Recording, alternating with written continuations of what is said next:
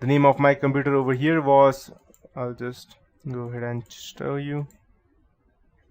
This the name of my computer is test user over here, and I have the work group. Work group was work group. I did not go ahead and change it. It is the default. This is the system time in that computer, and it has user level authentication. That means it has a password, and I can also go ahead and try to message signing is disabled since I won't be able to access it over network, but so that means I need to go ahead and extract it separately. So this is how it looks like. So I'll just go ahead and clear it out. So I'll just go ahead and start with an intent scan plus UDP scan. I'll just go ahead and close and open since I would be perfect, and I'll be doing intents plus UDP scan, and let's see what would be the difference.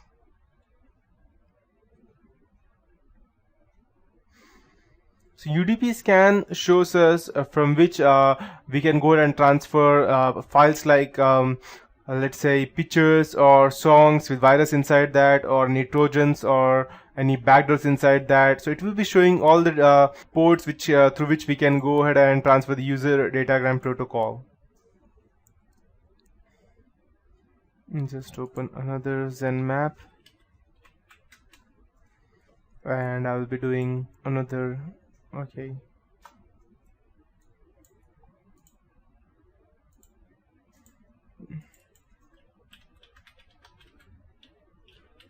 And I'll be doing the TCP, all TCP port scan. This is quite noisy, and if you're trying to do this into company's computer, the administrator will easily be able to detect that someone is trying to go ahead and get a footprint of your computer, and he may at the same point go ahead and throw you out of his network. So you need to be very careful where you're going to use this specific all TCP port scan. And 60%, 0.6% done. All the 1000 ports have been checked over here.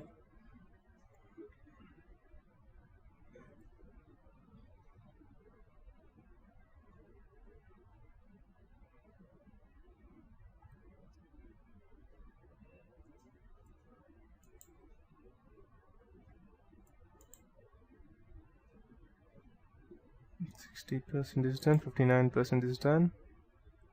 Let it run through.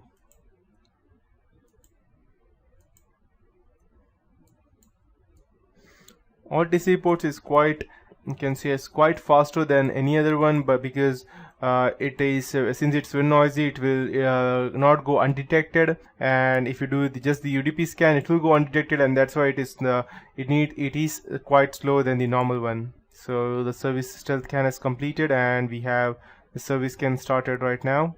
Voice detection has started. We are still on 0.6% over here. Okay, 3.5% done. Perfect.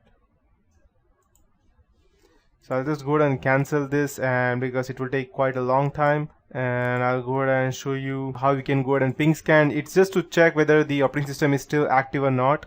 Okay, perfect, it's done. So you can see that this host is currently up since and instead of using just this, you can also go ahead and do the same thing over here. You can type SP and you can go ahead and check the same thing, and you can hit enter. ZenMap does the same thing as Nmap, it's only that it has a graphic user interface, and yes, it's using SN over here rather than SP, and it's showing you all the IP addresses of all the things that are active. Perfect. So we have it over here again. OS scan may be unreliable because they were unable to find one open and one closed port, but it did find lots of information that we can use. And same one hop IP ID is incremental. That means with new every operating system, only one IP address will increase. It means that Kali Linux has 0.130, it has 131. So it has 131, and if there is an extra operating system on the LAN, it will get 132. So IP address is incremental, and these are the flags over here for test user and workgroup ID. We have the computer name, workgroup, again SMB level security, and it has also trace routed. so you don't need to additionally download any specific scripts or application files to go ahead and gather information. This is how ZenMap looks like. So similarly, there are ping scan, as I told you over here. We have quick scan, and let's try to check the quick trace route and how it looks. And it will show you from where it is exactly going through. This is the MAC ID of all of these things. It's the same as doing this, but it will also give you since when, what is the best latency to go ahead and reach them. So this has 17 seconds latency. Perfect. After that, we have regular scan, and I'll go ahead and use the slow and comprehensive scan, which I would probably not be completing. So I'll just go ahead and complete this till then. Okay, perfect. So the regular scan shows us all the information that 999 ports are closed, which is quite different from the previous where we got 996. That means it was not able to clearly go ahead and check all the ports. Yeah, 996, perfect. Filter ports out of 999, 3 ports open and 3 ports are open and the remaining are closed. That means they are filtered out by the firewall and the host is up. So you won't be able to get the operating system information over here, and the 253 IP addresses, or total of 4 hosts are open and they can change. So this is how you can go ahead and gather information via ZenMap or ZenMap. And this is not just it, there are much more things, but I won't be able to show you. If you want to go ahead and gather much more information, you can just type ZenMap and you can go ahead and read over here all the information that you need. You will get everything from OS detection to trace routing and everything. And if you're unable to use ZenMap, you can also anytime use the ZenMap, which is quite more easy to use. And if you're and since over here in the previous one we were not able to actually gather much more information about the host operating system, you can use an aggressive scan over here. As you can see, OSS scan, and it will show you the exact operating system. That means whether it's Windows 7 or 8 or phone, it will give you the exact operating system that it has.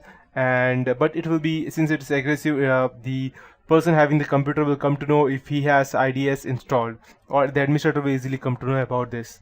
So that is it about ZenMap in this tutorial. In the next tutorial, I will be starting with the harvester, the whois and the DNS enum as to how we can go ahead and use them.